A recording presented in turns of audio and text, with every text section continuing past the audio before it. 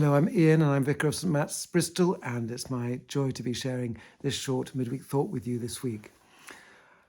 I don't know about you, but I'm a person for lists, writing lots of lists of things that I have to do or I want to try and remember or I'm seeking solutions for. I'm not sure this is a very good idea, having too many lists. And I remember someone in a training session many years ago saying that the worst thing you can do is cover your desk with loads of different post-it notes. Take them all off, they said, and just have one single list. Makes absolute sense. But I still struggle to do that.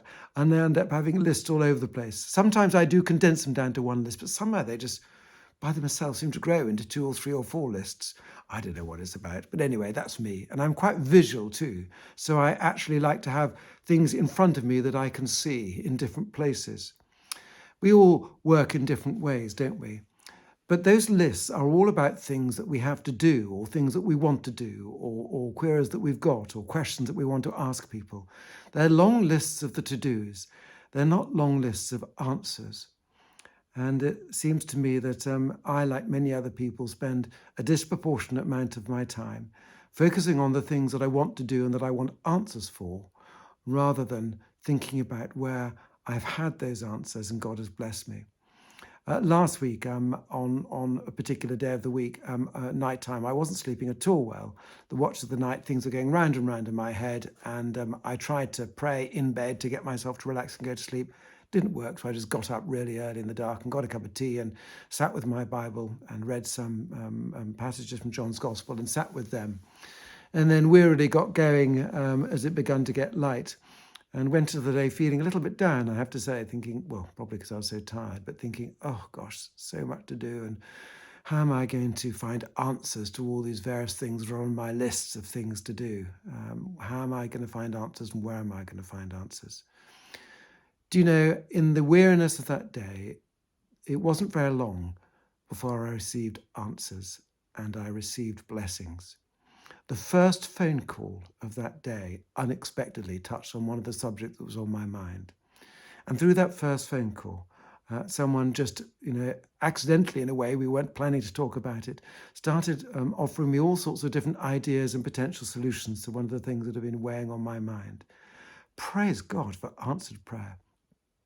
Then as that whole of that day went on, I just seemed to encounter blessings in meetings, answers to prayer. And I got to the end of that day sort of humbled. And yes, still tired, but in a completely different place, because God had reminded me about answers. And actually, God reminded me not only does he answer prayer, but also that it is a wonderful thing to thank God and praise God and think about those answers first before I start writing my next list of questions. So may I encourage you to do that this week. Spend some time starting with the answers before we start writing another list of the questions. God walks with us. He travels with us through the ups and the downs, the highs and the lows. He hears us. He knows us. And he answers our prayers. The psalmist writes, "When they call to me, I will answer them. I will be with them in trouble. I will rescue them and honor them." Do you know, God may not answer the prayers in the way that we think they should be answered or in the timing that we prescribe ourselves. But God is there. He hears and answers prayers. Let's look back and see and think about how many prayers God has answered in our lives and is answering today. And it will lift our hearts, remind us of his goodness, his grace, and his love. God bless you this week, and may you discover a list of answers before your list of questions.